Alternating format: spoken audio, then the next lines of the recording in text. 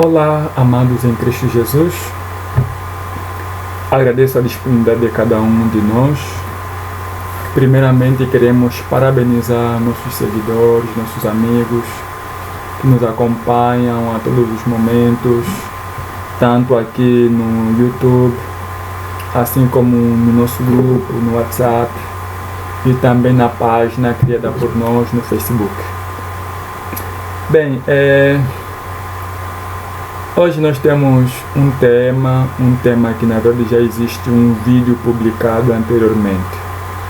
Mas antes quero chamar a atenção a alguns elementos que nós achamos importantes e basilares para que tenhamos conhecimento e não possamos então ser no fim fustigados por essa questão.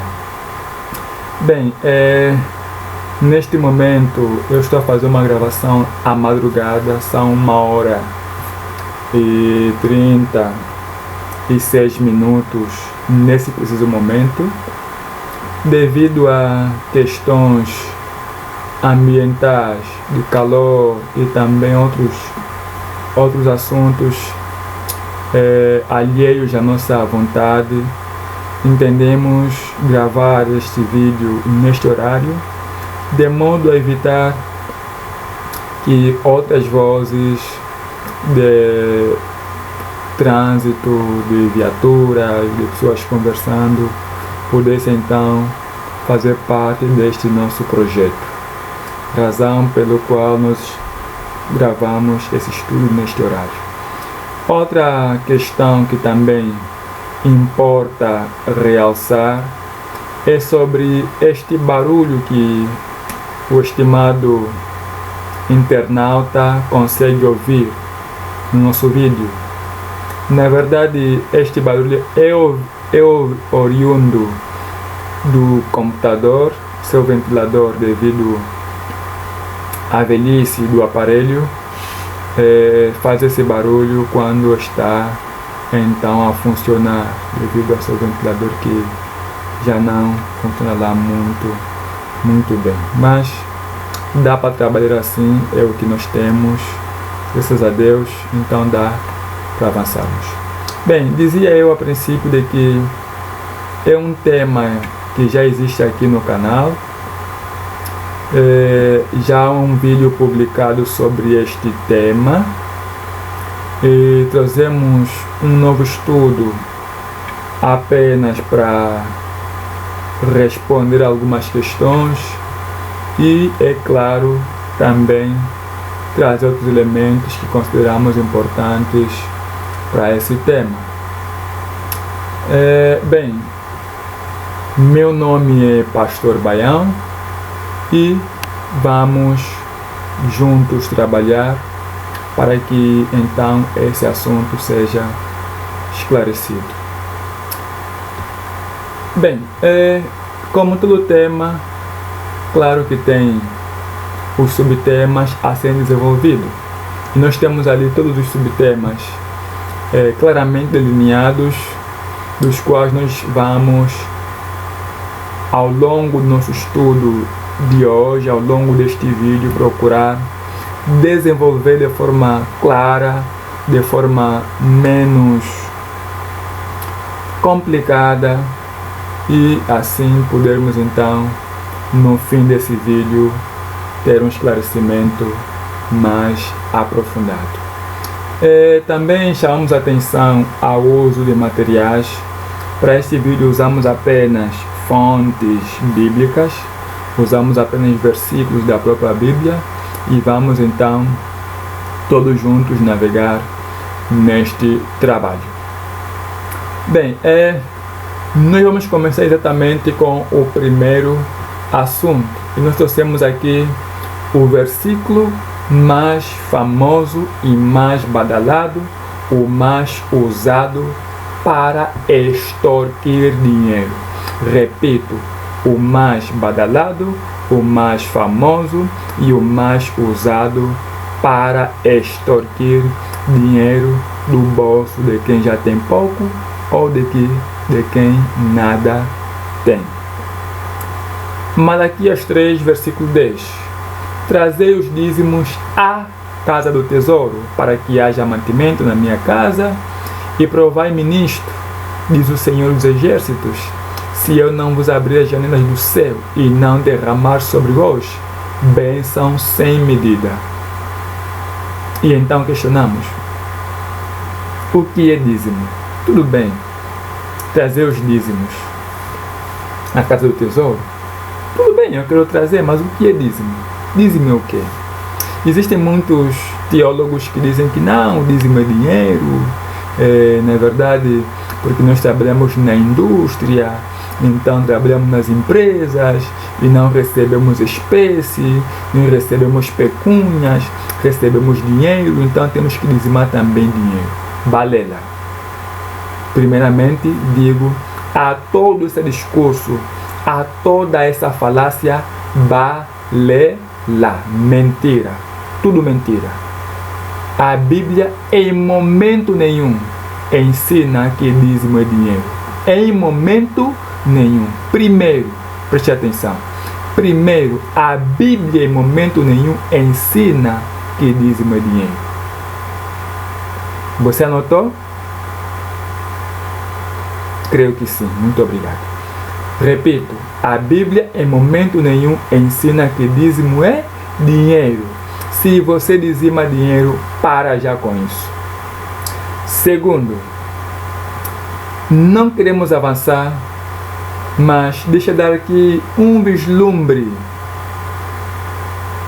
O dízimo hoje já não existe. Mas isso aqui é um assunto para mais para frente. Primeiro vamos compreender o que é o dízimo segundo a Bíblia. A Bíblia em Levíticos 27 e 30, Levíticos 27, 32 a 33, Deuteronômio 14, versículo 22, conforme consegues ver na sua telinha, nos ensina o que é dízimo. No primeiro versículo, a Bíblia já começa a dizer que o dízimo é fruta da terra. E aí começa a especificar cereais do campo, como dos frutos das árvores, são do Senhor, elas são santas ao Criador. Levítico 27, 32 e 33, no tocante às dízimas do gado e do rebanho, do que passa debaixo do bordão do pastor, o dízimo será santo ao Senhor. Deuteronômio 14, certamente darás os dízimos de todo o fruto das tuas sementes, que ano após ano se colher do campo. Atenção, a Bíblia, o próprio Criador, o próprio Deus, já começa a dizer que dízimo é da terra, vem da terra. Depois, tem também dízimo de gado e de rebanho. São animais que crescem ou são produzidos pelos pastores, são criados por estes. E depois de tornando, vamos dizer que você vai entregar o dízimo do fruto das tuas sementes, que a cada ano se recolhe no campo. A cada ano, ano após ano. Não se dizima mensalmente, até porque os animais não nascem a cada mês.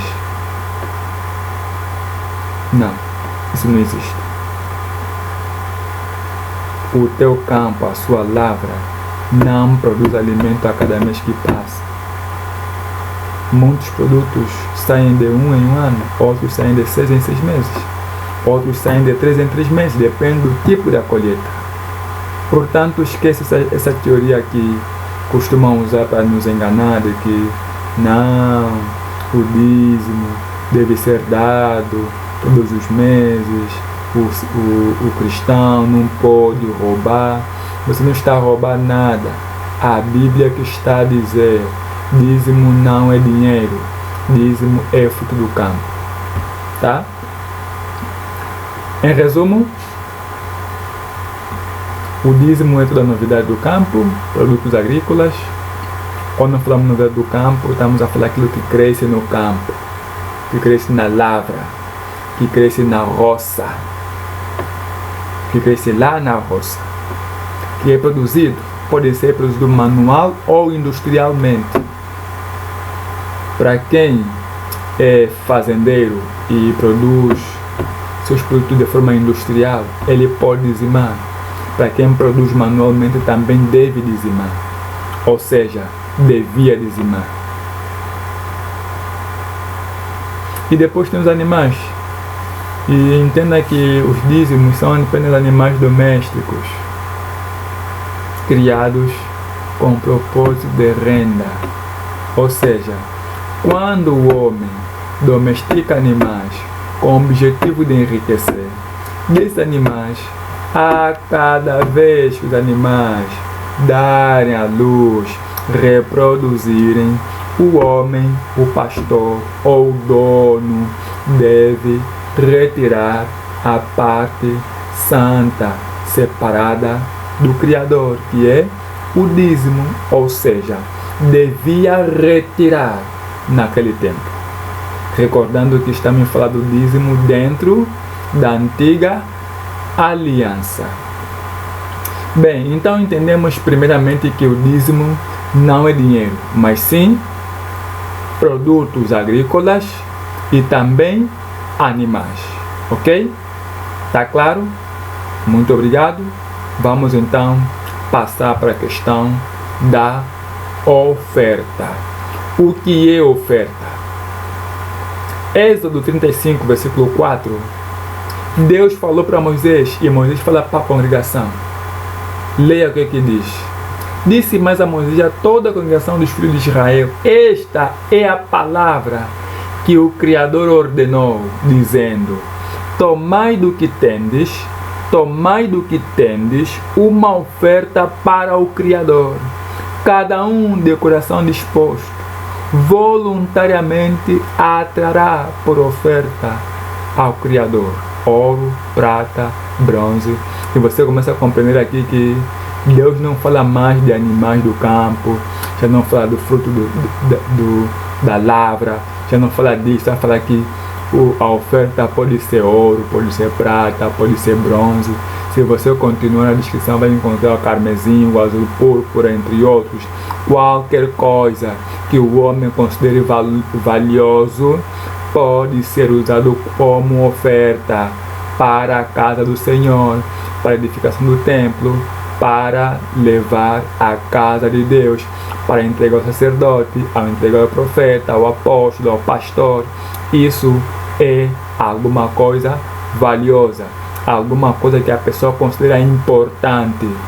A oferta é isso, aquilo que a pessoa predispôs a oferecer, alguma coisa que ele considera valorosa. Entendeu? O que significa que o dízimo não é só, a oferta não é só dinheiro. A oferta não é só dinheiro. Tudo que você considera valoroso, importante, aquilo que você considera bom para oferecer para alguém, para o seu pastor, isto é oferta. Entendeu? E deve ser entregue por vontade própria. Esquece as teorias da teoria da prosperidade, que nos ensinam de que quanto mais você der, mais serás abençoado. Quanto mais você der, mais Deus vai abençoar a tua vida. Mano, isso é balela. São teorias, são artimanhas do inimigo. São artimanhas dos pastores, dos apóstolos, dos profetas para te enganar, para tirar mais do que aquilo que você tem, para colocar a mão no teu bolso contra a tua vontade e fazer com que você tire aquilo que você não quer dar obrigatoriamente. E quando você não dá, te chamam de gatuno. É isso que estão a fazer. É isso que se faz hoje. Estão a chamar gatuno aquele que na verdade é fiel. Muitos de vocês são fiéis. Muitos de vocês são fiéis. Bem, será que você compreendeu o que é oferta? Agora podemos entrar, podemos dar uma continuidade, podemos continuar percebendo esse assunto. Bem, tem ainda outros versículos e chamo de atenção aqui para você.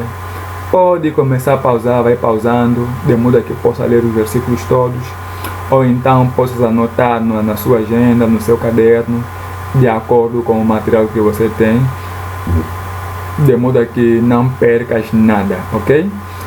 Não tenha preocupação de escrever tudo muito rapidamente. Você tem a possibilidade de pausar o vídeo ou recuar para que possas então obter aquilo que na verdade é importante e de interesse. Bem, esses versículos que nós temos aqui no livro de Êxodo também dão um respaldo, continuam dizendo que Deus falou para a população, falou com Moisés avisou ao povo de Israel que a oferta é aquilo que o coração mover, cada um receberá aquilo que quer oferecer, cada um traga de acordo à vontade que tem de oferecer, e não há uma coisa específica. Se você olhar para esses versículos, há uma continuidade nos versículos, então Deus começa a dizer que, amados, a oferta não é nada que você não queira oferecer. A oferta é algo que você entrega por vontade própria. Segundo a Bíblia, existem vários tipos de ofertas. Entendeu? Existem vários tipos de ofertas.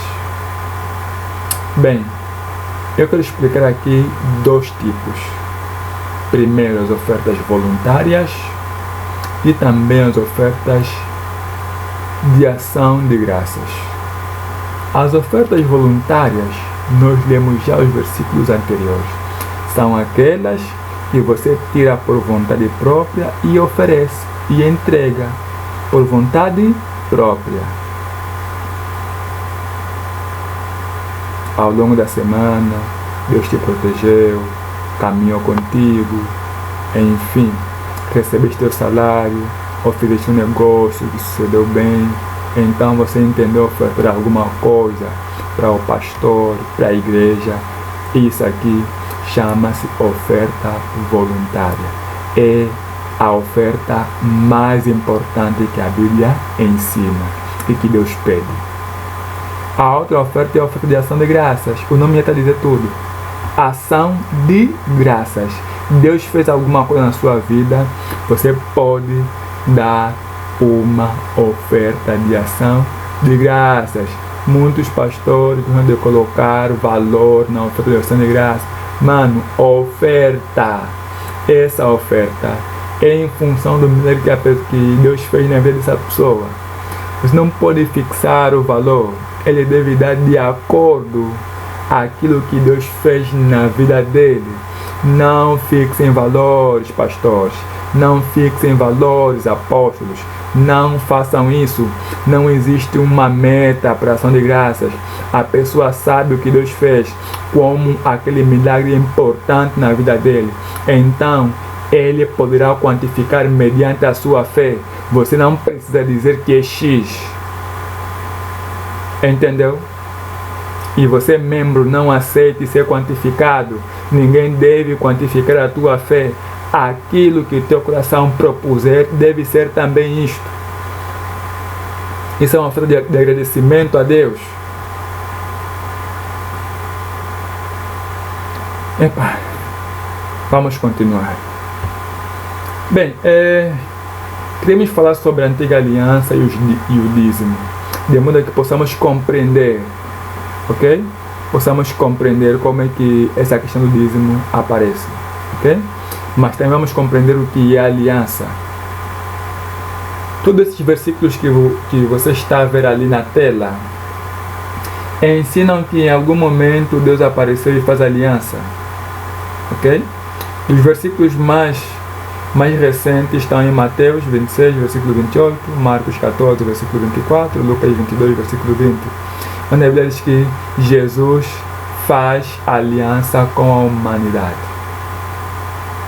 Mais adiante vamos explicar isso. Mas há aqui também algumas importantes. Essa aqui de número 18, versículo 19, onde diz que Deus faz aliança com Arão e sua descendência. Deus faz aliança com Arão e os levitas. Lembrando que Arão é descendente da tribo de Levi. Ok? Pronto. Então podemos continuar. Por favor, já sabe que pode pausar, pode recuar de modo que possa compreender. Aqui, esse slide é simplesmente para dizer os momentos que a Bíblia registra que Deus faz aliança com os homens, começando com Noé, sua família, sua descendência, depois com Abraão, sua descendência, Deus faz novamente a aliança com Abraão, depois faz com Isaac, depois com Jacó, mais adiante Deus faz aliança com Israel toda, Deus confirma essa aliança através de Moisés e com Israel, Deus depois faz aliança com Arão e sua descendência, sendo da tribo de Levi, para serem levitas, servirem unicamente a Deus. Deus depois faz aliança também com Finéias, pelo fato de ele ter agido como Deus agiria, matando um homem que negligenciou, desrespeitou o povo, desrespeitou a castidade, desrespeitou a santidade, levando uma mulher de outra tribo, de outro povo, que Deus não permitia a sua tenda. Enquanto Deus procurava purificar o povo, ele estava a contaminar-se com outra mulher. Então Finéias matou, e Deus então acabou fazendo uma aliança com Finéias e também com os seus descendentes. E por último, nessa tabela, Jesus aparece fazendo aliança com a humanidade, ou seja, com todos nós que hoje vivemos. Jesus começou a fazer aliança com os discípulos, e essa aliança é contínua até a sua breve volta. Continuamos. Em Deuteronômio 18 e 19, Deus começa a chamar a atenção aqui. Diz assim: antes te lembrarás do Senhor, teu Deus, para confirmar a sua aliança, que sob juramento prometeu a teus pais, como hoje se vê. Se te esqueceres do Senhor, teu Deus, e andares após outros deuses, e servires e os adorares, protesto hoje contra vós outros que perecereis. Ou seja, Deus está dizendo de que essa aliança, esse juramento que Deus promete, automaticamente nós também prometemos de forma automática a Deus de que nós adoraremos apenas a esse Deus que é o Criador dos céus e da terra. Quando é que a aliança é incumprida? Quando uma das partes do compromisso, da aliança, do concerto, da promessa descumpre o juramento.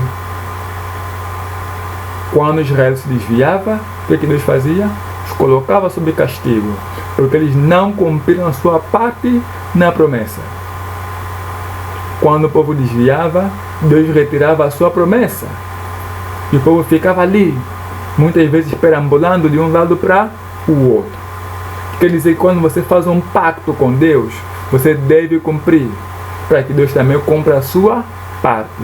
A aliança é isso, é um concerto, uma promessa. Essa promessa é feita sob juramento.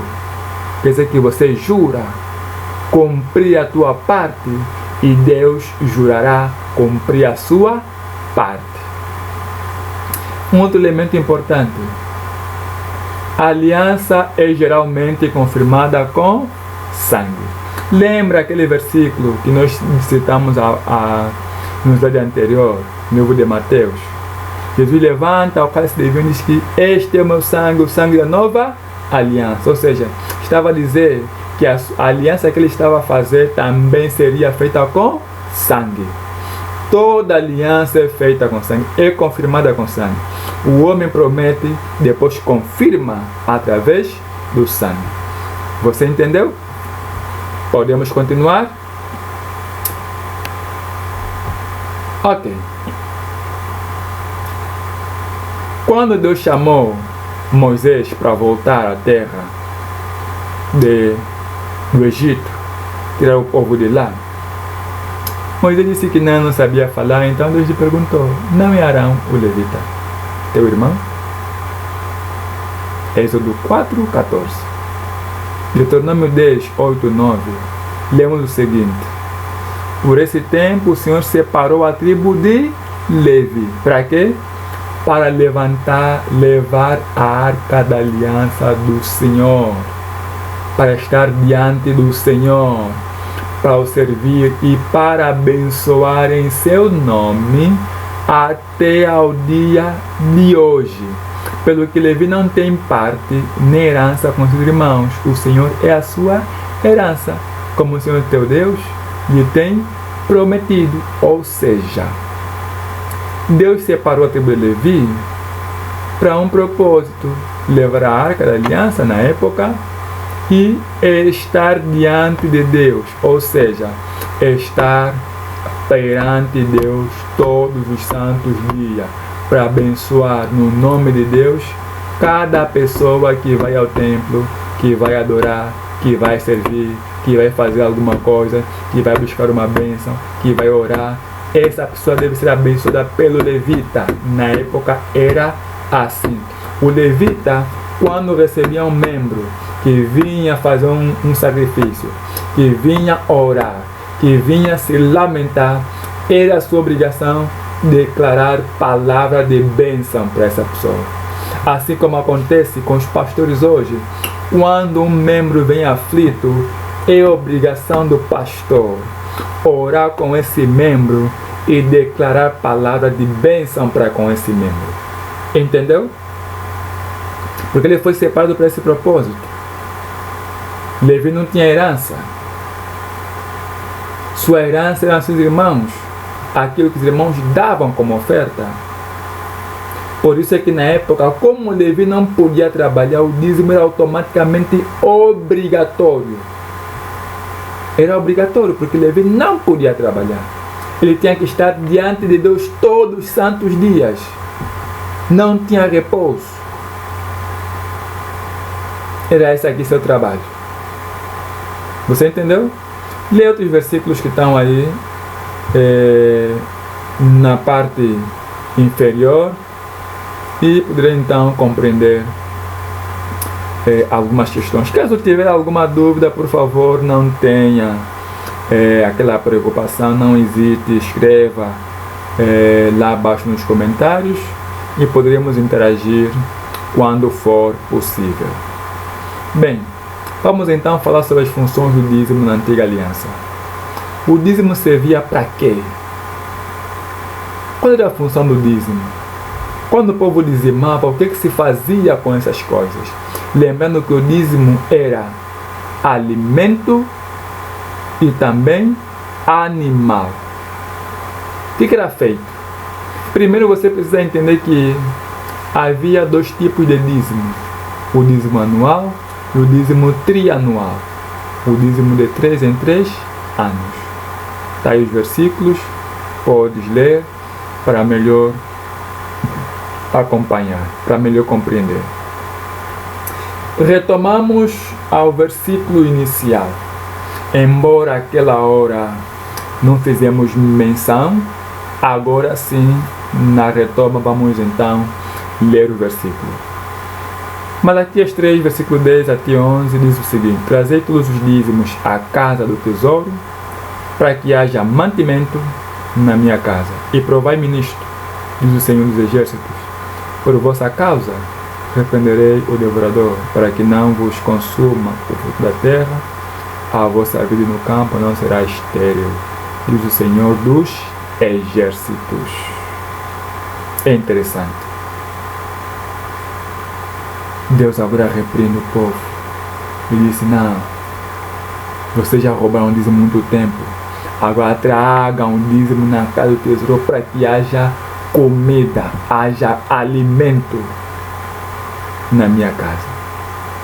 Sabe por que na casa tinha que ter alimento? Porque as pessoas iam ali no templo buscar alimento necessário para que eles pudessem alimentar-se. E dissemos aqui que o dízimo era alimento e também animais, razão pela qual as pessoas tinham que ir para lá. As pessoas que tinham necessidade, os levitas todos deviam ir para a casa do tesouro. deviam ir para o templo buscar alimento. Bem, estamos a falar sobre as funções do dízimo. Para que servia o dízimo? A primeira função do dízimo era sustentar os levitas. Sustento dos levitas é a primeira função, a função mais importante. Ok? Por quê? Porque os levitas não podiam trabalhar. Eles não tinham herança. Não tinham terra para dizer que não, vendeu terreno. Não tinham isso. Não tinham acesso a nada disso. Então a primeira função do dízimo era sustentar esses homens, essa classe de homens. E os levitas incluíam um grupo muito grande de pessoas.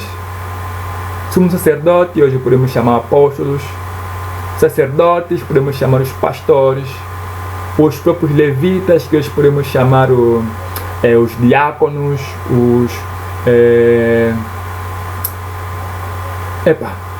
diáconos, os protocolos que existem nas igrejas, os escribas podemos hoje com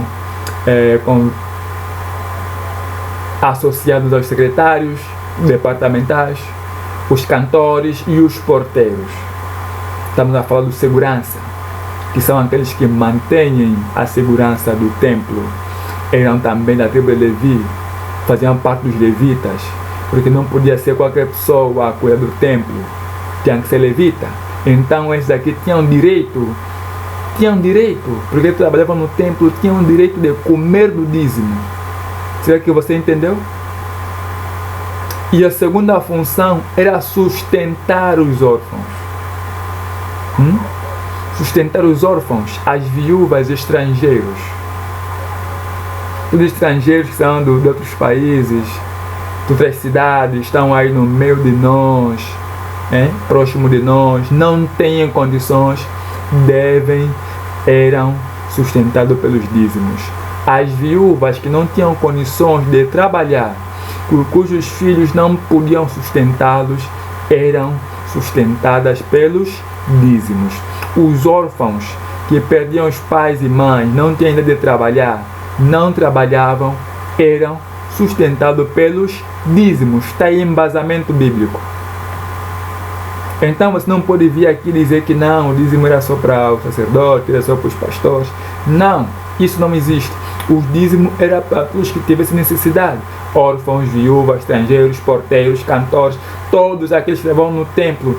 Todos que trabalham no templo devem comer do dízimo. Entendeu? Porém, tudo isso naquela época, dentro da antiga aliança. Vamos entrar para o assunto da nova aliança. Recordando, estamos compreendendo a questão dos dízimos dentro da antiga aliança. Essa era a função do dízimo lá na antiga aliança. Nova aliança e o dízimo. Mateus 26, 28. Jesus começa a falar sobre a nova aliança, já nos evangelhos, ok? 1 de Pedro 2, versículo 5, Pedro começa a dizer que somos sacerdotes, hoje nós somos sacerdotes. 1 de Pedro 2, versículo 9, ele continua a dizer que somos sacerdócio real, e começamos a dizer também que nós fomos chamados de sacerdócio santo, para oferecer sacrifícios espirituais a Deus. Então, se falamos de sacerdócio, estamos a dizer que tanto na antiga aliança como na nova aliança existe sacerdotes, existe sacerdócio, ok? Mas agora vamos compreender a questão do dízimo dentro do novo sacerdócio. Continuando, Hebreus 9, versículo 15 até 20. Lembra quando dissemos que toda aliança era feita com sangue? Você encontra essa questão também no Novo Testamento, ok? Hebreus 9, 15 até 20 diz assim: por isso mesmo, ele é mediador da nova aliança. Ele quem? Cristo, Jesus. E Paulo começa a explicar: olha, a primeira aliança recebem a promessa da eterna herança, aqueles que têm sido chamados. Porque onde há testamento, antigo nesse caso, é necessário que intervenha a morte do testador. Pois um testamento só é confirmado no caso de mortos. Ou seja, Novo Testamento começa quando Cristo morre. Antigo Testamento começa quando Moisés, diante do povo, e essa questão está aqui no versículo mais abaixo, diante do povo, matou os bezerros e bodes, pegou o sangue e aspargiu. Enquanto aqueles bezerros e bodes não fossem mortos, então o Antigo Testamento, a antiga aliança, não era confirmada. Não haveria aliança ali se o sangue não fosse derramado. Você entendeu? Ou seja, Moisés, a seu tempo, teve que derramar sangue de bezerros e de bodes. Cristo, a seu tempo, derramou o seu próprio sangue. E assim nós temos 2 testamentos, temos 2 alianças principais. Será que você conseguiu me compreender? Ok. Mas é importante aqui, tem um elemento que esse versículo traz, que é muito importante. Porque onde há testamento, é necessário que intervenha a morte do testador. Pois um testamento só é confirmado no caso de quê? De morte. Pelo que nem a primeira aliança fosse assinada sem sangue. Porque havendo Moisés proclamado todos os mandamentos, segundo a lei, a todo o povo tomou o sangue dos bezerros e dos bodes, e aspargiu não só o próprio livro, como também sobre todo o povo. Ou seja, o livro onde tinha as ordenanças precisava ser que aspargido com sangue para confirmar. O povo que recebeu a aliança também precisava ser aspargido com sangue, de modo a confirmar esse pacto, esse compromisso, esse voto. Avançamos? Ok. Já sabe, se ficou alguma coisa, por favor, recue para que possa perceber. Bem, uma vez que sacerdócio é confirmado com sangue, já conseguimos compreender que existem 2 sacerdócios. O primeiro foi feito por Moisés através de sangue de bezerros e de bodes, e a segunda aliança através de Jesus Cristo, quando derramou seu sangue lá no Calvário. Então começamos a perguntar, será que na nova aliança nós podemos dizimar, uma vez que na antiga aliança nós podíamos dizimar? Será que na nova nós podemos dizimar? Bem, leamos. Mateus 23, versículo 23. Ai de vós, escribas e fariseus hipócritas, porque tendes negligenciado os preceitos mais importantes da lei. O que ele diz? A justiça, a misericórdia e a fé. Olha, nas palavras de Jesus está aí, se bem que o versículo anterior e o posterior começa a dizer que vocês dão dízimo do cominho, dão dízimo não sei lá de quê, da hortelã, enfim. Mas o mais importante na lei de Cristo não é isso, não é dízimo. Na verdade, o que Deus quer é justiça.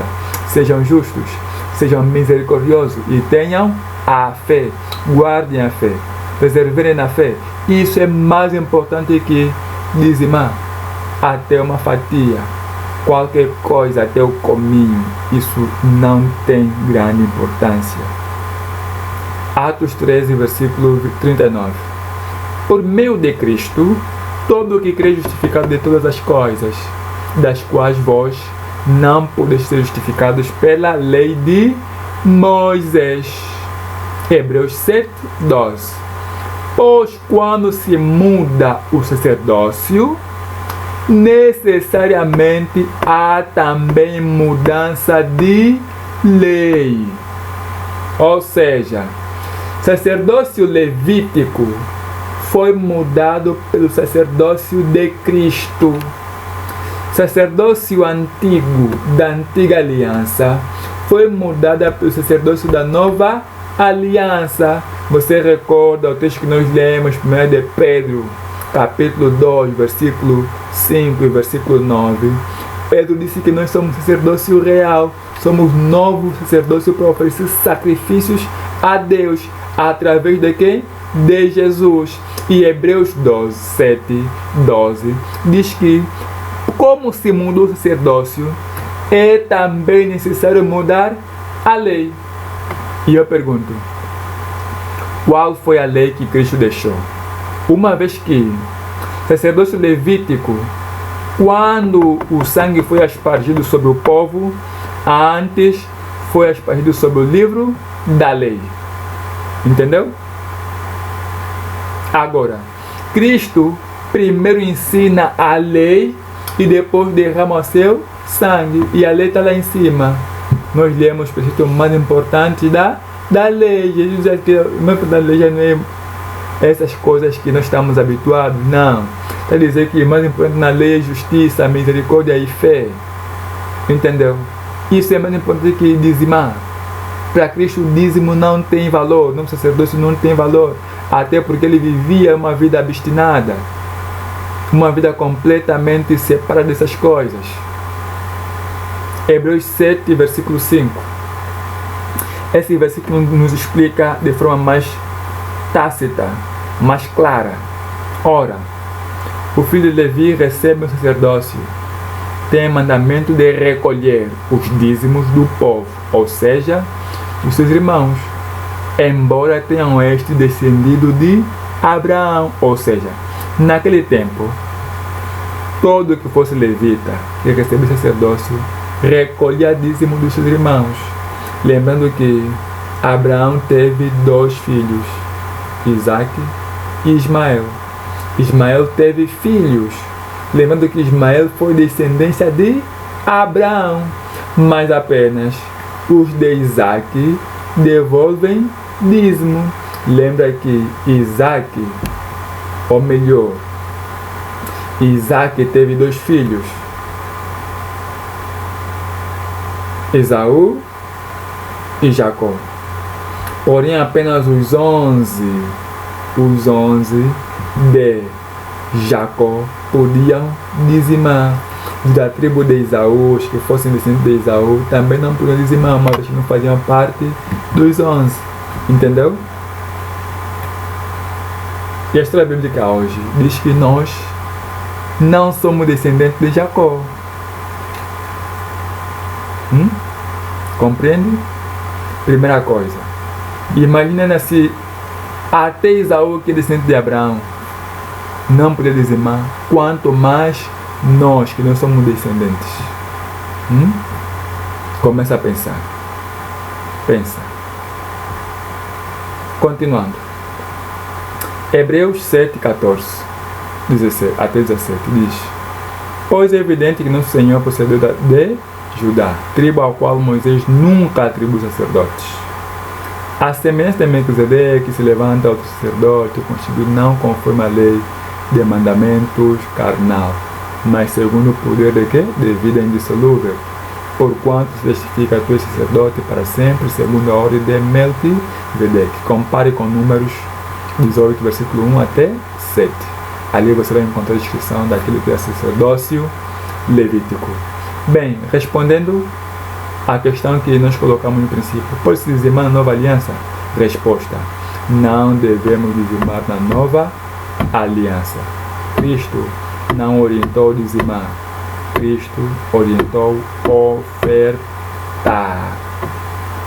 Até porque o sacerdócio de Cristo hoje é da tribo de Judá, não da tribo de Levi. Então você pergunta, mas pastor, como então que vamos usar, como é que vamos aplicar o texto de Malaquias, uma vez que nós ouvimos todos os dias, todos os domingos, todos os sábados, ouvimos pregadores falando sobre o texto de Malaquias, que nós somos gatunos. Mano, não se preocupe com essas coisas. Amada, serva de Deus, filha do Criador, não se preocupe com essas coisas. Deus não pede hoje dízimo. Nós hoje fazemos parte da nova aliança. E na aliança de Cristo, em momento nenhum, encontramos orientação sobre o dízimo. Deixa eu fazer uma questão, embora vamos fazer menção mais aqui à frente, mas para que a tua compreensão, ok? Bem, se a questão do dízimo fosse tão importante, pelo menos um versículo na Nova Aliança, no Novo Testamento, podia constar, assim como consta a oferta, entendeu? Mas nada consta, nenhuma orientação. Nada consta por quê? Porque hoje nada se orienta a respeito do dízimo. Dízimo já não existe. Um exemplo foram os apóstolos. Eles trabalhavam e muitos deles também dependiam de ofertas, daquilo que o povo oferecia. Leia o livro de Atos e você vai perceber que as pessoas davam por vontade própria. Ninguém dizimava nada. As pessoas cumpriam as promessas, porque faziam votos. Em outras palavras, podemos dizer que votos de ação de graça, ok? Era isso que as pessoas faziam e então cumpriam. Quando cumpriam, pegavam esse dinheiro e davam aos apóstolos. Os apóstolos trabalhavam com esse valor, distribuindo não somente para eles, para as suas necessidades, mas também para o povo. Ok? Então esse negócio do dízimo é balela, está a ser enganado. Pastor, apóstolo, profeta que ainda pede dízimo dentro da nova aliança é gatuno. E outra coisa, não aceitou o sacrifício de Jesus. Não aceitou. Está vivendo ainda no tempo da antiga aliança. Está vivendo ainda no tempo dos bodes, no tempo das ovelhas que deviam ser ofertadas no tabernáculo a fim de serem sacrificados. Está dizendo que Cristo deve ser sacrificado segunda vez. Esse só pode ser satanista. Infelizmente.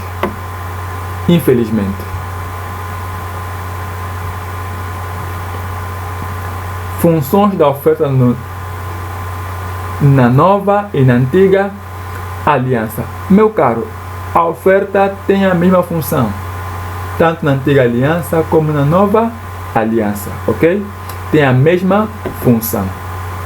E a função sempre foi, primeiro, deve ser dada de forma voluntária, de forma simples, sem obrigação, sem pressão, sem nada. As pessoas devem ofertar por espontânea vontade. Segundo, as ofertas são para todo tipo de trabalho no templo, todo tipo de trabalho, todo tipo, repito, todo tipo de trabalho. Todos aqueles que trabalham no templo, na obra de Deus, devem ter alguma parte da oferta em função das suas necessidades. Então vai dizer, mas pastor, não são só os pastores, os apóstolos, os bispos que podem comer das ofertas? A resposta é não. O pastor não serve sozinho. O pastor não serve sozinho. Desculpa, mas não serve sozinho. E aqueles que sacrificam seu tempo, seu esforço, seu trabalho, o que eles podem fazer? Não recebem nada? Não. Tem de comer também do seu trabalho. Porque a Bíblia diz que quem não trabalha, não come. Como é possível que alguém que trabalha não pode comer? Não faça isso. Pastores, por favor, peço a vocês, parem de roubar o povo. Apóstolos, parem de roubar o povo. Profetas, parem de roubar o povo. Parem, ou Deus os cobrará. Muito obrigado.